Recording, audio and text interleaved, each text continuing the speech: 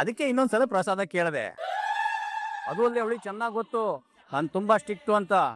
3 ದಿವಸ ಆದ್ಮೇಲೆ ಗಂಟು ಮುಟ್ಟೆ ಕಟ್ಕೊಂಡು ಹೋಗ್ತಾ ಇರ್ತಾಳೆ ಅಲ್ವೇ ನಮ್ಮ ಜಾನ್ಸಿ? ಹೌದು ಮಾವ, ನಿಮ್ ಮಾತ್ ಮೀರಿ ನಾನ್ ನಡ್ಕೊಳೋದಕ್ಕಾಗತ್ತಾ? ನೋಟಿಸ್ ಬಂದಿದ ತಕ್ಷಣ ನಿಮ್ ಜೊತೆ ಇಷ್ಟು ದಿನ ಇದ್ದಿದ್ದೆ ನನ್ ಪುಣ್ಯ ಅನ್ಕೊಂಡು ಹೋಗ್ಬಿಡ್ತೀನಿ. Very good. ಯಜಮಾನ ಯಜಮಾನ.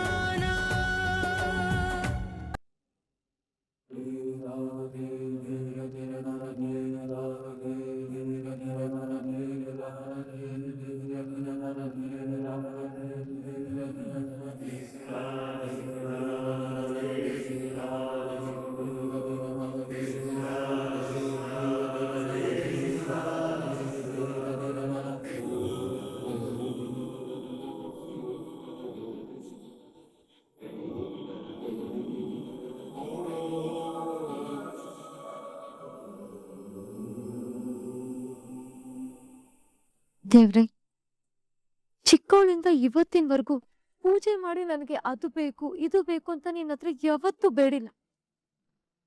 ಆದ್ರೆ ಇವತ್ತು ನನ್ ಮನಸ್ಸಿನ ಭಾವನೆಗಳು, ನನ್ ಕಷ್ಟ ಸುಖ ಎಲ್ಲಾನು ಹೇಳ್ಕೊಳ್ಳೋದಕ್ಕೆ ಇರೋ ಒಂದು ಬೆಸ್ಟ್ ಫ್ರೆಂಡ್ ಅಂದ್ರೆ ಅದು ನೀನೆ.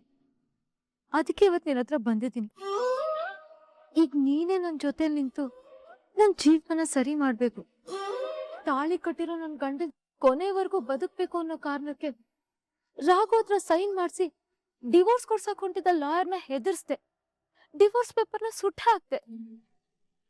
ಮನೆಯವ್ರನ್ನೆಲ್ಲ ನೋಟಿಸ್ ಬರೋವರೆಗೂ ನನ್ ಜೊತೆ ಚೆನ್ನಾಗಿರಿ, ಆಮೇಲೆ ನಾನ್ ಮನೆ ಬಿಟ್ಟು ಹೋಗ್ತೀನಿ ಅಂತ ಸುಳ್ಳು ಹೇಳಿದೀನಿ.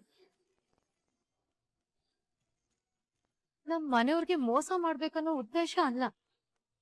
ಎಲ್ರೂ ದೃಷ್ಟಿಲೂ ನಾನು ಈ ಮನೆಗೆ ಒಳ್ಳೆ ಸೊಸೆ ಅಂತ ಅನ್ನಿಸ್ಕೊಳ್ಬೇಕು ಅನ್ನೋ ಕಾರಣಕ್ಕೆ ಇಷ್ಟೆಲ್ಲ ಮಾಡ್ತಿದ್ದೀನಿ. ನೋಟಿಸ್ ಬರುತ್ತೆ, ಆಮೇಲೆ ನನ್ ಮನೆ ಬಿಟ್ಟು ಹೋಗ್ತೀನಿ ಅನ್ನೋದನ್ನ ನಂಬಿ ಎಲ್ರೂ ನನ್ ಜೊತೆ ಖುಷಿಯಾಗಿರೋದಕ್ಕೆ ಒಪ್ಕೊಂಡಿದ್ದಾರೆ. ನಾನ್ ಮಾಡಿರೋ ಕೆಲ್ಸ ಅವ್ರಿಗೆ ಗೊತ್ತಾದ್ರೆ ಅವ್ರು ಯಾರು ನನ್ನ ಕ್ಷಮಿಸಲ್ಲ. ಆ ಕ್ಷಣನೇ ನನ್ನ ಮನೆಯಿಂದ ಆಚೆ ಹಾಕ್ತಾರೆ. ಅದು ಮರ್ಯಾದೆಯಿಂದ ಅಲ್ಲ, ಕತ್ತಿ ಹಿಡ್ದು. ಆದ್ರೆ ಅದಕ್ ನಾನು ಅವಕಾಶ ಕೊಡದೆ ನನಗ್ ಸಿಕ್ಕಿರೋ 4 ದಿನದ ಅವ್ರ ಎಲ್ರೂ ಮನ್ಸನ್ನ ಗೆದ್ದು ಅವ್ರೇ ನನ್ನ ಇಲ್ಲಿ ಉಳಿಸ್ಕೊಳ್ಳೋ ಹಾಗೆ ಮಾಡ್ತೀನಿ. ಆಗ ನಾನ್ ಮಾಡಿರೋ ಯಾವ ತಪ್ಪುಗಳು ಕೂಡ ಲೆಕ್ಕಕ್ಕೆ ಬರಲ್ಲ. ಆದ್ರೆ ಅದೆಲ್ಲ ಆಗ್ಬೇಕು ಅಂದ್ರೆ ನೀನ್ ನನ್ ಜೊತೆ ಇರ್ಬೇಕು. ಅವ್ರ ಮನ್ಸನ್ನ ತರ ನೀನ್ ಆಶೀರ್ವಾದ ಮಾಡ್ಬೇಕು. ಎಲ್ಲಾನು ನೀನೇ ಸರಿ ಮಾಡ್ಬೇಕು. ನಾನ್ ಅನ್ಕೊಂಡಾಗಾದ್ರೆ ನನ್ ಕುಟುಂಬದ ಸಮೇತನೇ ಬಂದು ದೊಡ್ಡದಾಗಿ ಪೂಜೆ ಮಾಡ್ಕೊಂಡು ಹೋಗ್ತೀನಿ.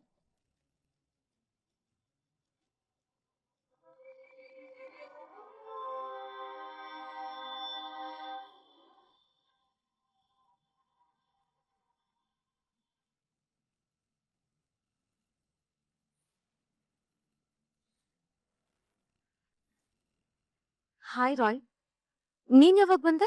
ನೀವು ದೇವ್ರ ಹತ್ರ ಬೇಡ್ಕೊಳಕ್ ಶುರು ಮಾಡ್ದಾಗ್ಲೇ ಬಂದೆ ಮೇಡಮ್. ಮತ್ತೆ ರಾಯ್, ಏನ್ ಸಮಾಚಾರ? ಏನ್ ಮೇಡಮ್ ಇದೆಲ್ಲ? ಎಲ್ಲ ಸರಿ ಹೋಗಿದೆ. ನೀವು ತುಂಬಾ ಖುಷಿಯಾಗಿ ಅನ್ಕೊಂಡ್ರೆ ನೀವ್ ಇಲ್ಲಿ ದೊಡ್ಡ ಪ್ರಾಬ್ಲಮ್ನೇ ಫೇಸ್ ಮಾಡ್ತಾ ಇದ್ದೀರಾ. ಲೈಫ್ ಅಂದ್ರೆ ಹಾಗೆ ಅಲ್ವಾ ರಾಯ್, ಪ್ರಾಬ್ಲಮ್ಸ್ ಗಳೆಲ್ಲ ಎದುರು ಆಗ್ತಾನೆ ಇರುತ್ತೆ. ಮೇಡಮ್, ನಿಮ್ ಮನ್ಸೊಳಗಡೆ ಜ್ವಾಲಾಮುಖಿ ಇದೆ. ನೀವ್ ಇಷ್ಟು ಕೂಲ್ ಆಗಿದ್ದೀರಾ. ತಾಳ್ಮೆನೆ ಬಾಳಿಗ್ ದಿಕ್ಕು ತೋರೋ ದೀಪ. ಇಲ್ಲಿವರೆಗೂ ತಾಳ್ಮೆ ಆಗಿದ್ದು ಓಕೆ ಮೇಡಮ್, ಆದ್ರೆ ಈಗ ರಾಘು ಸಾರು ಡಿವೋರ್ಸ್ ನೋಟಿಸ್ ಕಳಿಸಿದ್ದಾರೆ. ಆದ್ರೂ ನೀವು ಇಷ್ಟು ಕೂಲ್ ಆಗಿದ್ದೀರಾ. ಅಷ್ಟು ಸುಲಭವಾಗಿ ರಾಘು ಸರ್ ಹೇಗ್ ಸೈನ್ ಮಾಡಿದ್ರು? ಅವನಿಗೆ ಅದು ಬೇರೆ ದಾರಿ ಏನೂ ಇಲ್ಲ ರಾಯ್. ಅಂದ್ರೆ ಅವ್ರ ಮನ್ಸಲ್ಲಿ ನೀವಿಲ್ಲ ಅಂತ ಅರ್ಥ ಅಲ್ವಾ ಮೇಡಮ್? ತಿಳ್ಕೊಂಡಿದ್ಯಾ ರಾಯ್, ರಾಘು ಕೊಟ್ಟ ಮಾತನ್ನ ಉಳಿಸ್ಕೊಳ್ಳೋದಕ್ಕೆ ಒತ್ತಾಡ್ತಿದ್ದಾನೆ. ಒಂದ್ ಕಡೆ ಫ್ಯಾಮಿಲಿ, ಇನ್ನೊಂದ್ ಕಡೆ ನಾನು. ತನ್ನ ಫ್ಯಾಮಿಲಿನ ಉಳಿಸ್ಕೊಳ್ಳೋದಕ್ಕೋಸ್ಕರ ತನಗೆ ಇಷ್ಟ ಇಲ್ಲದೆ ಇದ್ರು ಅವ್ನ್ ಮನ್ಸಿನ ತುಂಬಾ ನಾನೇ ಇದ್ರು ಕೂಡ ನನ್ನಿಂದ ದೂರ ಆಗೋದಕ್ಕೆ ಒಪ್ಕೊಂಡಿದ್ದಾನೆ. ಮೇಡಮ್, ನೀವು ಈ ರೀತಿ ಬದಲಾದ್ರೆ ನೀವು ತುಂಬಾ ಖುಷಿಯಾಗಿರ್ತೀರಾ ಅಂತ ಅನ್ಕೊಂಡಿದ್ದೆ. ಆದ್ರೆ ಈ ರೀತಿ ನೋವು ಸಂಕಟ ಪಡ್ಬೇಕಾಗತ್ತೆ ಅಂತ ನಾನು ಅನ್ಕೊಂಡಿರ್ಲಿಲ್ಲ. ನಿಮ್ಗಿದೆಲ್ಲ ಬೇಕೆ ಮೇಡಮ್? ವಾಪಸ್ ಬಂದ್ಬಿಡಿ, ಮೊದ್ಲಿನ ಜಾನ್ಸಿ ತರ ಬಿಂದಾಸಾಗಿ ಇದ್ದು ಬಿಡಿ. ಇಲ್ಲ ರಾಯ್, ನನಗೆ ಆ ಲೈಫ್ಗಿಂತ ಈ ಲೈಫ್ ಆತ್ಮ ತೃಪ್ತಿ ಇದೆ. ಮನೆಯವ್ರ ಮನ್ಸ್ನ ಗೆದ್ದು ಒಳ್ಳೆ ಸೊಸೆಯಾಗೋ ಪ್ರಯತ್ನ ಪಡ್ತಿದ್ದೀನಿ. ಆ ಪ್ರಯತ್ನದಲ್ಲಿ ಸಕ್ಸಸ್ ಆಗ್ತೀನಿ ಅಂತ ನಂಬಿಕೆನೂ ಕೂಡ ನನಗಿದೆ. ಡೋಂಟ್ ವರಿ ರಾಯ್, ಆದಷ್ಟು ಬೇಗ ಎಲ್ಲ ಸರಿ ಹೋಗುತ್ತೆ. ಆದ್ರೆ ಈ ವಿಷಯ ತಾತನಿಗೆ ಮಾತ್ರ ಹೇಳ್ಬೇಡ. ಓಕೆ ಮೇಡಮ್, ನಿಮ್ಗೆ ಒಳ್ಳೇದಾಗ್ಲಿ ಅಂತ ನಾನು ಆ ದೇವ್ರ ಹತ್ರ ಬೇಡ್ಕೋತೀನಿ. All the best madam. Thank you Roy. ನಾನು ಬರ್ತೀನಿ.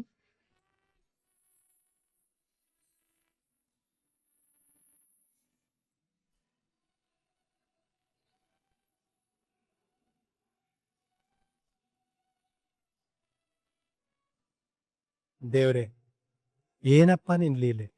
ಹೇಗಿದ್ದವ್ರನ್ನ ಹೇಗೆ ಬದಲಾಯಿಸ್ಬಿಟ್ಟೆ, ಹಾಗೆ ಅವ್ರ ಕೋರಿಕೆನ ಈಡೇರಿಸಿ ಅವ್ರ ಜೀವನ ಚೆನ್ನಾಗಿರೋ ತರ ನೋಡ್ಕೋ ದೇವ್ರೆ. ದೊಡ್ಡ ಮಾವ, ಮುದ್ದತ್ತೆ, ಸಂಗೀತ, ಪಲ್ಲವಿ, ಅತ್ತೆ ಎಲ್ರು ಬನ್ನಿ.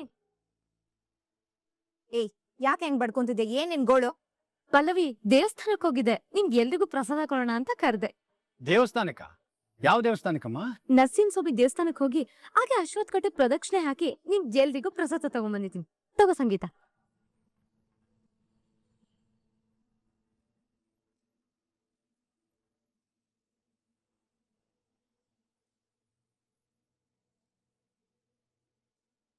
ಅತ್ತಿಗೆ, ದೇವ್ರ ಹತ್ರ ಏನ್ ಬೇಡ್ಕೊಂಡ್ರಿ? ನನ್ ಗಂಡನಿಗೆ ಮನ ಮೆಚ್ಚಿದ ಹೆಂಡತಿಯಾಗಿ ಈ ಮನೆಗೆ ಒಳ್ಳೆ ಸೊಸೆಯಾಗಿ 100 ಕಾಲ ಚೆನ್ನಾಗ್ ಬಾಳೋಗ್ ಮಾಡಪ್ಪ ಅಂತ ಆಶೀರ್ವಾದ ಕೇಳ್ಕೊಂಡ್ ಬಂದೆ.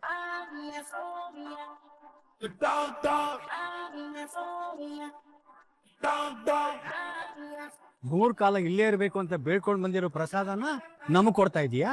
ಮಾವ, ನನ್ ಪಾಲಿಗೆ 100 ಕಾಲ ಅಂದ್ರೆ ಬರೀ ನೋಟಿಸ್ ಬರೋವರ್ಗು ತಾನೆ. ನೀವೆಲ್ರೂ ಮೆಚ್ಚಿರೋ ಸೊಸೆಯಾಗಿರೋದಕ್ಕೆ ನೀವೆಲ್ರೂ ಕೊಟ್ಟಿರೋದು 3 ದಿನ ಅವಕಾಶ ಅಷ್ಟೇ ತಾನೆ. ಅಂದ್ಮೇಲೆ ನಿಮ್ ಮನೇಲಿ ಇರೋಕ್ಕಾಗೋದು ಇನ್ 3 ದಿವಸ ಅಲ್ವಾ? ನಾವ್ ಪರ್ಮಿಷನ್ ಕೊಟ್ಟಿರೋದು ನೋಟಿಸ್ ಬರೋವರೆಗೂ ಮಾತ್ರ ಅಂತ ನಿಮ್ಗೂ ಗೊತ್ತು ತಾನೆ? ಗೊತ್ತು ಮುದ್ದತೆ, ನನ್ ಪಾಲಿಗೆ ಈ 3 ದಿನ 100 ಕಾಲ ಇದ್ದಾಗೆ. ಹಾಗಿದ್ರೆ ಸರಿ, ಬೇರೆ ಏನಾದ್ರೂ ಪ್ಲಾನ್ ಮಾಡ್ಕೊಂಡು ಇಲ್ಲೇ ಇರ್ತೀನಿ ಅನ್ನೋ ಆಗಿದ್ರೆ ಚೆನ್ನಾಗಿರಲ್ಲ. ನಿನಗೆ ಗೊತ್ತಲ್ವಾ, ನಾನ್ ತುಂಬಾ ಸ್ಟ್ರಿಕ್ಟು. ನನಗ್ ಗೊತ್ತು ಮಾವ, ನನ್ಗೆ ಈ ಮನೆ ಋಣ ಇರೋದೆ ಇನ್ 3 ದಿನ ಅಂತ. ಆದ್ರೆ ಈ 3 ದಿನದಲ್ಲೇ ನನ್ಗೆ 1 ಜನ್ಮಕ್ಕಾಗೋಷ್ಟು ಸಿಹಿ ನೆನಪುಗಳನ್ನ ತಗೊಂಡೋಗ್ಬೇಕು ಅಂತ ಅನ್ಕೊಂಡಿದೀನಿ. ಅದೇ ದಾರಿಲಿ ಸಾಕ್ತಿದ್ದೀನಿ. ಇನ್ ಒಂದೊಂದು ಸೆಕೆಂಡ್ ಕೂಡ ನನ್ಗೆ ಅಮೂಲ್ಯ. ಅದನ್ನ ಆಸ್ವಾದಿಸಿ ಆನಂದಿಸಿ ಖುಷಿ ಹೊರಗಡೆ ಹೋಗ್ಬೇಕು ಅಂತ ಅನ್ಕೊಂಡಿದೀನಿ. ಅದಕ್ಕೆ ಇದ್ದೀನಿ. ನೀವೇ ಹೇಳಿ ಮಾವ, ಇರ್ಲೋ ಬೇಡ್ವೋ? ಓಹೋ, ಧಾರಾಳವಾಗಿರಬಹುದು. 1 ಜನ್ಮಕ್ಕಲ್ಲ, ಮುಂದಿನ 7 ಜನ್ಮಕ್ಕೆ ಸಾಕಾಗುವಷ್ಟು ನೆನಪಿನ ಬುತ್ತಿನ ನಾವು ಕೊಡ್ತೀವಿ. ಇರೋಷ್ಟು ದಿನ ಜಾಲಿಯಾಗಿರಮ್ಮ. ಎಂಜಾಯ್. ಥ್ಯಾಂಕ್ ಯು ಮಾವ. ಪ್ರಸಾದ ತುಂಬಾ ಚೆನ್ನಾಗಿದೆ ಅಮ್ಮ.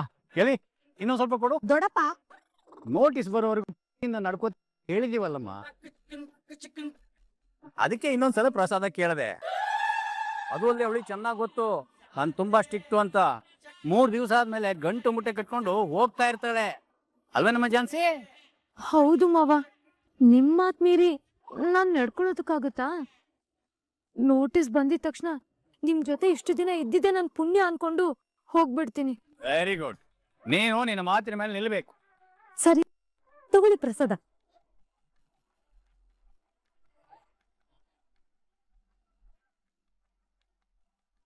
ನೀವಿಬ್ರು ಯಾಕೆ ಹಾಗೆ ಇಟ್ಕೊಂಡಿದ್ದೀರಾ? ತಿನ್ನಿ.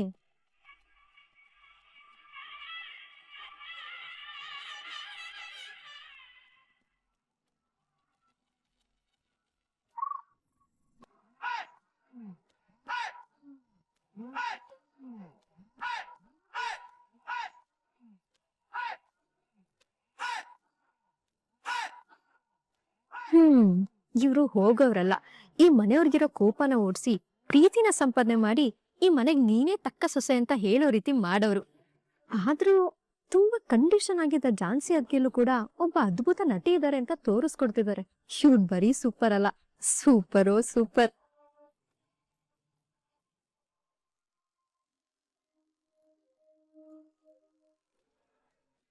ಹಲೋ, ನಾನು ತುಳಸಿಯವ್ರ ಮಗ ಪ್ರಣವ್ ಮಾತಾಡ್ತಿದ್ದೀನಿ. ಹೇಳಿ ಪ್ರಣವ್. ಪ್ರೋಸೆಸ್ ಎಲ್ಲಿವರೆಗೂ ಬಂತು? ಪ್ರೋಸೆಸ್ ನೀವು ಯಾವ ವಿಷಯದ ಬಗ್ಗೆ ಕೇಳ್ತಾ ಇದ್ರೋ ಅರ್ಥ ಆಗ್ತಾ ಇಲ್ಲ. ನಾನು ರಾಘವೇಂದ್ರ ಜಾನ್ಸಿ ಡಿವೋರ್ಸ್ ಮ್ಯಾಟರ್ ಬಿಟ್ಟು ಬೇರೆ ಏನ್ರಿ ಮಾತಾಡ್ತೀನಿ. ನೋಟಿಸ್ ಡಿಸ್ಚಾರ್ಜ್ ಮಾಡಿದ್ರಾ? ಇವಾಗ ಯಾವ ಸ್ಟೇಜಲ್ಲಿ ಇದೆ? ಅದು ಸ್ಟಾರ್ಟ್ ಆಗಿದ್ದು ಅಲ್ವಾ ಪ್ರಣವ್? ಯಾವ ಸ್ಟೇಜಲ್ಲಿ ಇದೆ ಅಂತ ಹೇಳೋದು. What you mean? ಅವತ್ತೇ ರಾಘವೇಂದ್ರನ್ ಕೈಯಲ್ಲಿ ವಕಾಲತ್ ಸಿಗ್ನೇಚರ್ ಮಾಡಿಸ್ಕೊಂಡ್ ಬಂದ್ರಿ ತಾನೆ? ಅವರೇನೋ ಮಾಡಿದ್ರು ಪ್ರಣವ್, ಆದ್ರೆ ಬಟ್ ವಾಟ್? ಸಿಗ್ನೇಚರ್ ಮಾಡಿದ್ಮೇಲೆ ಅದನ್ನ ಇಟ್ಕೊಂಡು ಏನ್ರಿ ಮಾಡ್ತಿದ್ದೀರಾ? ಬೇಗ ಪ್ರೋಸೆಸ್ ಮಾಡಿ ಮುಗಿಸೋ ತಾನೆ. ಎಲ್ಲಿಂದ ಮುಗ್ಸೋದು? ಆ ಜಾನ್ಸಿ ಎಲ್ಲದಕ್ಕೂ ಫುಲ್ ಸ್ಟಾಪ್ ಹಾಕ್ಬಿಟ್ಲು. ರೀ, ಏನ್ ಮಾತಾಡ್ತೀನಿ ಅನ್ನೋ ಸೆನ್ಸ್ ಇದೆಯೇನ್ರಿ ನಿಮ್ಗೆ? ಅವ್ಳು ಹೇಗ್ರಿ ಸ್ಟಾಪ್ ಮಾಡ್ತಾಳೆ? ಹೌದು ಪ್ರಣವ್, ಆ ಜಾನ್ಸಿ ತುಂಬಾ ಟೆರರ್ ಲೇಡಿ ಕಣ್ರಿ. ಇವಾಗ ಅವಳ ಬಗ್ಗೆ ಹೇಳೋದ್ ಬಿಟ್ಟು ಮೊದ್ಲು ಅವಳು ಏನ್ ಮಾಡಿದ್ಲು ಅಂತ ಕೇಳ್ರಿ. ಅದು ನಾನು ರಾಘವೇಂದ್ರ ಅವ್ರ ಹತ್ರ ಸಿಗ್ನೇಚರ್ ತಗೊಂಡ್ ಬರ್ತಾ ಇರ್ಬೇಕಾದ್ರೆ ನನ್ ಗಂಡ ಸೈನ್ ಮಾಡಿರೋ ನೋಟಿಸು ಮತ್ತೆ ವಕಾಲತನ ಹಾಕಿ, ಪ್ರಾಣ ಮುಖ್ಯನಾ ಅಥವಾ ಕೇಸ್ ಮುಖ್ಯನಾ? ನಾನು ಬದುಕಿದ್ರೆ ಇಂಥ 1000 ಕೇಸ್ ಬರುತ್ತೆ. ಇಷ್ಟಾಯ್ತು ನೋಡಿ. ಮೊದಲು ನಾನು ಜಾನ್ಸಿನ ನೋಡಿ ತುಂಬಾ ಇನ್ನೋಸೆಂಟ್ ಅನ್ಕೊಂಡಿದ್ದೆ, ಆಮೇಲೆ ಅವಳು ರೆಬಲ್ ಅಂತ ಗೊತ್ತಾಯ್ತು.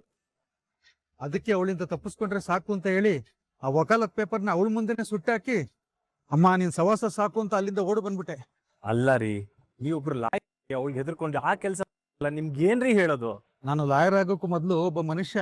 ನನಗೂ ಪ್ರಾಣದ ಮೇಲೆ ಆಸೆ ಇದೆ, ಜೊತೆಗೆ ಭಯನೂ ಇದೆ. ನನಗಂತೂ ಅವಳು ಸವಾಸನೆ ಬೇಡ. ಆ ಕೇಸ್ ವಿಚಾರವಾಗಿ ಏನಾದ್ರು ಮಾತಾಡ್ಬೇಕು ಅಂದ್ರೆ ನನಗೆ ಫೋನ್ ಮಾಡ್ಲೇಬೇಡಿ.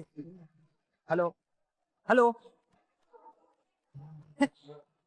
ಚೂರು ನಂಬ್ಕೊಂಡು ಮಾಮ್ ಮಾಮ್, ನಿಮ್ಮಮ್ಮ ಮನೇಲಿಲ್ಲ, ಹೊರಗಡೆ ಹೋಗಿದ್ದಾಳೆ. ಸರಿ, ನೀನೇನು ಒಳ್ಳೆ ಬಾಲ ಕೂಸ್ಕೊಂಡಿರೋ ಹಾವಿನ ತರ ಬುಸ್ಕೊಡ್ತಾ ಇದೀಯಾ? ಆ ಜಾನ್ಸಿ ಲಾಯರ್ನೇ ಬ್ಲಾಕ್ ಮೇಲ್ ಮಾಡಿ ರಾಘವೇಂದ್ರ ಸಿಗ್ನೇಚರ್ ಹಾಕ್ತಿದ್ ವಕಾಲತ್ ಫಾರ್ಮ್ನ ಸುಟ್ಟಾಕ್ಸಿದಾಳ ಅಂತ ಡ್ಯಾಡ್. ಅಲ್ವೋ ಪ್ರಣವ್, ಅವರಿಬ್ರನ್ನ ದೂರ ಮಾಡ್ಬೇಕು ಅಂತ ಏನ್ ಬೇಕಾದ್ರೂ ಮಾಡಕ್ಕೆ ನೀವೇ ರೆಡಿಯಾಗಿ ನಿಂತಿರ್ಬೇಕಾದ್ರೆ ಇನ್ನು ಅವಳನ್ನು ಮದುವೆ ಮಾಡ್ಕೊಂಡು ಅವನೇ ಬೇಕು ಅಂತಿರೋ ಸುಮ್ಮನೆ ಇರ್ತಾಳ? ನೋವೇ, ಈಗ್ಲೂ ಹೇಳ್ತೀನಿ ಕೇಳು, ಇದೆಲ್ಲ ವ್ಯರ್ಥ ಪ್ರಯತ್ನ, ಬಿಟ್ಬಿಡು.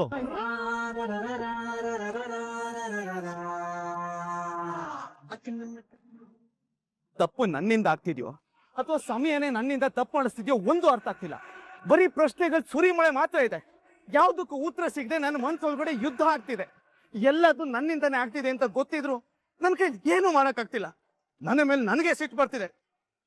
ಛೇ, ರಾಘು, ಯಾಕೋ ಹಿಂಗಾಡ್ತಿದ್ಯಾ? ಇವಾಗ ಏನಾಯ್ತು? ಏನೋ ಹಿಂಗ್ ಕೇಳ್ತಿದ್ಯಾ? ನನ್ನ ಜೀವನದಲ್ಲಿ ಏನೇನೆಲ್ಲ ಆಗಿದೆ ಅಂತ ನಿನಗೆ ಚೆನ್ನಾಗಿ ಗೊತ್ತಿದೆಯಲ್ಲ. ನಾನೊಬ್ಬ ಹೆಲ್ಪ್ಲೆಸ್ ಆಗಿ ನಿಂತ್ಬಿಟ್ಟಿದ್ದೀನಿ. ಆದ್ರೆ ಇದೆಲ್ಲ ಇವತ್ತು ಶುರು ಆಗಿಲ್ಲ ತಾನೇ? ಆದ್ರೆ ನೀನ್ ಯಾಕೆ ಇವತ್ತು ಬೇರೆ ತರನೇ ಮಾತಾಡ್ತಿದ್ಯಾ? ಇವಾಗ ಯಾರು ಏನಂದ್ರು ಅದನ್ನ ಹೇಳು. ತರುಣ, ಇವತ್ತು ರಾಯ್ ಮೀಟ್ ಮಾಡಿದ್ದೆ ಕಣ. ರಾಘು, ರಾಯ್ ಮೀಟ್ ಮಾಡೋದೇನು ಹೊಸ್ದ? ಅದಕ್ಕೆ ಯಾಕೆ ಇಷ್ಟೊಂದು ಫ್ರಸ್ಟ್ರೇಟ್ ಆಗಿದ್ಯಾ? ಯಾಕಂದ್ರೆ ಇವತ್ತು ನಾನು ಮೀಟ್ ಮಾಡಕ್ ಬಂದಿದ್ ರಾಯ್ ಹೊಸ ರಾಯ್. ಅಂದ್ರೆ ನಾನ್ ನೋಡ್ದಾಗೆ ರಾಯ್ ಯಾವಾಗ್ಲೂ ತಮಾಷೆ ಮಾಡ್ಕೊಂಡು ತಾನ್ ನಗದಲ್ದೆ ಜೊತೆಗಿರೋನು ನಗ್ನಗಿರಿಸ್ತಿದ್ದ. ರಾಯ್ ನೇಚರೇ ಹಾಗೆ ಕಣೋ, ಯಾವಾಗ್ಲೂ ಖುಷಿಯಾಗಿರ್ಬೇಕು, ಏನು ಟೆನ್ಷನ್ ತಗೊಳಲ್ಲ ಅವರು. ಜೀವನ ಪೂರ್ತಿ ಬಿಂದಾಸ್ ಆಗಿರ್ಬೇಕು ಅನ್ನೋ ಕ್ಯಾಟಗರಿಗೆ ಸೇರಿದವರು. ಆದ್ರೆ ಇವತ್ತು ಅದೇ ರಾಯ್ ಕಣ್ಣೀರ್ ಹಾಕ್ತಾ ಕೈ ಮುಗಿದು ನಿಮ್ಮನ್ನ ನಂಬದಿರೋ ಜಾನ್ಸಿ ಮೇಡಮ್ನ ಕೈ ಬಿಡ್ಬೇಡಿ ಸರ್ ಅಂತ ಕಾಲ್ ಹಿಡ್ಕೊಳಕ್ ಬಂದ್ಬಿಟ್ಟ. ತರುಣ, ನಿಜ ಹೇಳ್ತಾ ಇದ್ದೀನ ರಾಘು.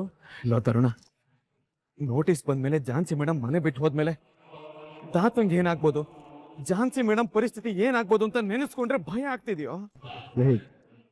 ಅವ್ರಿಗೆ ಏನಾಗದೆ ಅಂತ ನೆನ್ಸ್ಕೊಂಡು ಈ ರೀತಿ ಭಯ ಪಟ್ರೆ ಏನೆಲ್ಲ ಸರಿ ಹೋಗ್ಬಿಡುತ್ತಾ? ಇಲ್ಲ ತಾನೆ. ಅಂದ್ಮೇಲೆ ಈ ರೀತಿ ಆಗ್ಬಾರ್ದು ಅಂದ್ರೆ ಏನ್ ಮಾಡ್ಬೇಕು ಅಂತ ಯೋಚನೆ ಮಾಡು. ಯೋಚನೆ ಮಾಡಿ ಮಾಡಿ ನನಗೂ ತಲೆ ಕೆಟ್ಟೋಗಿದೆ ತರುಣ. ಯಾವ್ದಕ್ಕೂ ಸೊಲ್ಯೂಷನ್ ಸಿಗ್ತಾ ಇಲ್ಲ. ರಾಘು, ಸೊಲ್ಯೂಷನ್ ನಿನ್ ಒಳಗೆ ಇದೆ ಕಣೋ. ಆದ್ರೆ ನಿನ್ ಎಮೋಷನ್, ನಿನ್ ಫ್ಯಾಮಿಲಿ ಮೇಲೆ ಪ್ರೀತಿ ನಿನ್ ಕಣ್ಣು ಕಾಣಿಸಿದಂಗೆ ಹೈಡ್ ಮಾಡಿದೆ ಅಷ್ಟೇ. ಇದೆಲ್ಲ ಸರಿ ಹೋಗ್ಬೇಕಂದ್ರೆ ಗಟ್ಟಿ ನಿರ್ಧಾರ ಮಾಡಿ ಜಾನ್ಸಿ ನನ್ನ ಹೆಂಡತಿ, ನಾನು ಅವಳನ್ನ ಯಾವ್ದೇ ಕಾರಣಕ್ಕೂ ಬಿಟ್ಕೊಡಲ್ಲ ಅಂತ ಹೇಳು. ಅದೇ ಆಗ್ತಿಲ್ಲ ಕಣೋ. ನಮ್ಮ ಮನೆಯವ್ರು ಕೊಟ್ಟಿರೋ ಮಾತನ್ನ ಮೀರಿ ನನ್ನ ತಂಗಿ ಜೀವನ ಹಾಳು ಮಾಡಿ ಮತ್ತೆ ಅವ್ರ ಪ್ರೀತಿನ ಕಳ್ಕೊಳಕ್ ನನಗೆ ಇಷ್ಟ ಇಲ್ಲ. ಮತ್ತೆ ಜಾನ್ಸಿನ ಬಿಟ್ಕೊಟ್ಬಿಡು. ಮತ್ತೆ ಇನ್ನೇನೋ, ನಿನ್ ನೆಂಟರ ಮೇಲೇನು ಪ್ರೀತಿ, ಅಕ್ಕಿ ಮೇಲೇನು ಆಸೆ ಅಂದ್ರೆ ಈ ಪ್ರಾಬ್ಲಮ್ಗೆ ಸೊಲ್ಯೂಷನ್ನೇ ಸಿಗಲ್ಲ. ನೋಡ್ರಾಗು, ಸಮಾಧಾನದಿಂದ ಸಮಸ್ಯೆಗೆ ಪರಿಹಾರ ಸಿಗುತ್ತೆ. ಸಮಸ್ಯೆನ ಒಳಗಡೆ ಇಟ್ಕೊಂಡು ಸಮಾಧಾನಕ್ಕೋಸ್ಕರ ಹುಡುಕಿದ್ರೆ ಸಮಸ್ಯೆನೂ ಬಗೆಹರಿಯಲ್ಲ, ನಿನ್ಗೆ ಸಮಾಧಾನನೂ ಸಿಗಲ್ಲ. ಸೊ ನೀನೇನಾದ್ರೂ ಒಂದು ಡಿಸಿಷನ್ ಬರಲಿಲ್ಲ ಅಂದ್ರೆ ಈ ಪ್ರಾಬ್ಲಮ್ ಯಾವತ್ತೂ ಸೊಲ್ಯೂಷನ್ನೇ ಸಿಗಲ್ಲ. ಯೋಚನೆ ಮಾಡು.